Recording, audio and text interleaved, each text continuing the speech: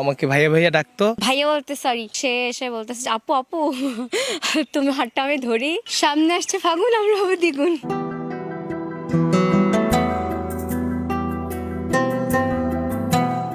মিছিলেও প্রেম হোক, ভেঙে যাক মোহ, তুমি সাজো ব্যারিকেড, আমি বিদ্রোহ। কবিতার এই দুই পংক্তি যেন জীবন্ত হয়েছে এক নবদম্পতির জীবনে। বৈষম্য বিরোধী ছাত্র আন্দোলনে গিয়ে পরিচয়, এরপর প্রেম, এবার হলো প্রণয়। বলছি বরগুনার নিলয় আনিকার কথা। শুক্রবার বিয়ের পিড়িতেও বসেছেন তারা। তাদের ভিন্ন রকম প্রেম থেকে পরিণয়ের গল্পে বিমোহিত সবাই। সবাই যখন আমরা হাত ধরে বিজয় মিছিল দিচ্ছিলাম, তো ও আমার পাশেই ছিল।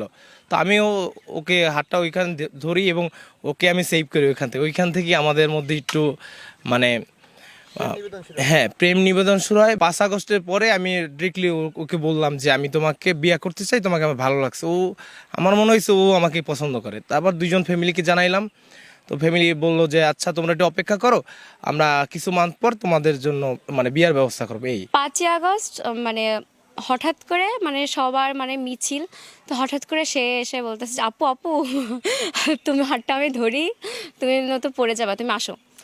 তো ওই যে মানে এত মেয়েরা আছে, বাট মানে আমার প্রতি একটা কেয়ারিং, তো আমি একটু হয়ে যায়, ওই একটু ভালো লাগা স্টার্ট, এরপরে হচ্ছে সামনে পথ চলা। আন্দোলনে সহস্র শহীদ হলেও তারা খুঁজে পেয়েছেন জীবনসঙ্গী। তবে এখানেই শেষ নয়, দেশের প্রয়োজনে আবারও সদা প্রস্তুত থাকবেন বললেন এই নবদম্পতি। আন্দোলনে তো আমাদের নানা রকম ঝামেলা হতো, বিপদ হতো। ও প্রতিটা আন্দোলনে যোগদান করতো এবং আমাকে প্রায় মেসেজ করতো যে ভাইয়া কখন আসবেন, কালকের কর্মসূচি কখন হবে, পরশু কখন হবে। এবং আমার যখন ঝামেলায় বাঁচতাম, বিপদে পড়তাম, তখন আমি ওকে জানাইতাম যে আনিকা এমন ঝামেলা হয়েছে, এইটার ও আমাকে অনেক সাপোর্ট করতো। যারা আন্দোলন করছে বরগুনা, তাদের নাম নেয়, তো সেই বিষয়ে নক দেই যে মানে এগুলো কি সত্যি কিনা। তো সে বলছে যে না আপু, প্যারা নেই।